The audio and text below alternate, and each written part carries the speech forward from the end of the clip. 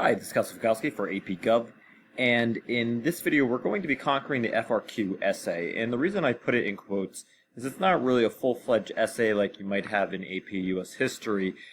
This, of course, is the new addition to the updated and revised AP curriculum, in which one of the FRQs that students are going to need to be able to conquer involves crafting a thesis statement and providing support and even refuting alternative perspectives. So I'm going to detail the rubric through an example, and hopefully you'll get a better idea as to what is expected. So scoring the argument essay, there are 4 parts to this. Some, of course, are a little bit meatier than others. But, of course, the first part is going to be articulating a defensible claim or thesis that responds to the question and establishes a line of reason. It's very important that with your thesis statement, that it has to be specific, it has to be crafted and tailored to what's being asked. So, for example, in the prompt that would term limits be beneficial for Congress, in Thesis 1, if somebody wrote there are currently no term limits on Congress, as members of both the House and the Senate can run multiple times, that is not a thesis statement. That is simply a fact. Keep in mind that your thesis statement needs to put some argument forward and being able to defend it with some type of reason that you're going to be supporting in the accompanying body paragraphs.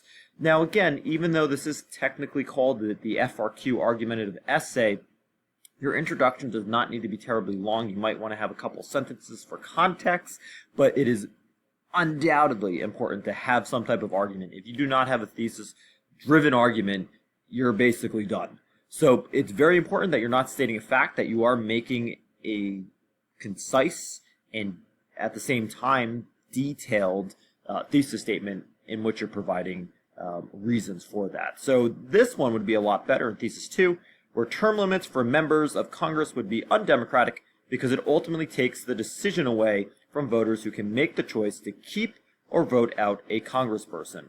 So notice that there's an argument being made here by the student, and then you have this little, this reason here as to why they feel that way. So there's various ways in which you can approach this. Some people like to use this scenario where, although term limits might be beneficial for members of Congress because of new representatives, it would not, really work all that well because of reasons A, B, and C. So you can take it from a variety of different avenues. So again, going back here, that would certainly earn your point. Now here, the second part is, in every argument essay, you're going to be asked to use one piece of evidence that they give you. So the prompt will always provide you with 2 potential documents, sometimes more, but you have to use at least one. So we'll say that using one of the documents below, relate this and support it to your argument. So you have to use either the Constitution or Federalist 51 as one of your pieces of argument. So you would dedicate, at least I would say a body paragraph, 5 to 6 sentences, explaining how the Constitution would support your particular viewpoint or argument. In the case of Thesis 2 that we picked, that term limits would not be beneficial, you can certainly argue that in Article 1 that voters have the choice to elect somebody in the House every 2 years or vote them out. Again, basically the voters are the ones who are going to be making that decision. So if they believe that they don't, that the incumbent is not doing his or her job, they can vote that person out. Same thing with the Senate. Every 6 years you could do that. So you could mention Article 1 there. You could also, of course, mention Federalist 51, which is looking at suppressing tyranny. And you could look at, well, if that choice is taken out of the hands of the voters by automatically putting term limits there, are you in fact, allowing for tyranny to happen because this is now out of the hands of the voters? So you can go a variety of directions. Now, for the second piece of evidence, you have to, again, use a document. It could be, if we just use the Constitution in our first one, you could use Federalist number 51, absolutely.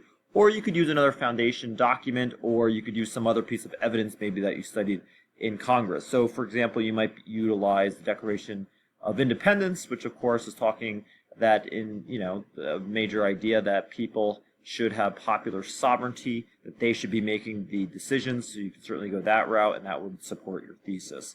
And again, it can be any document as long as you can relate it back to your thesis statements.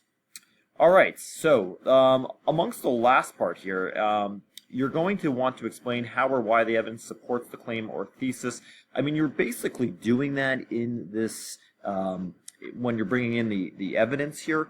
You may want to, link those two pieces of evidence together and elaborate, and you can even bring in outside evidence as well. So certainly that would work. Sort of that, in my opinion, sort of mushes all together.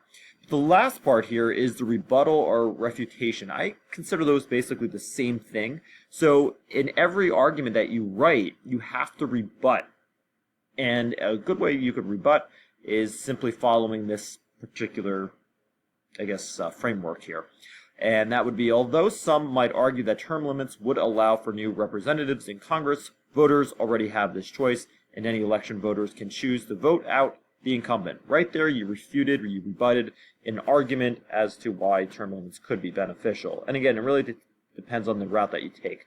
There's really no right or wrong answer as long as you support your thesis statement, you have an argument, and you have reasons for it. You can go in a million different directions with this, which is why I believe it's a good thing that is very open-ended. If you choose to concede, I really would not choose to concede much. I would really focus on rebutting. I think that really makes your overall essay stronger. But if you do choose to concede, you might say something to the extent of, it is true that thanks to gerrymandering and numerous incumbent advantages, such as name recognition, more PAC funding, that term limits could be beneficial. That would be a way that you're conceding to your argument. But you have to make sure that you are, at the end of the day, responding to an opposing or alternative perspective, and you're either refuting it, conceding it, or rebutting it, and it has to, of course, be consistent with your argument. So I hope that this video helped you. Again, I would very much study the rubric because that's how the AP graders are going to be grading your essay.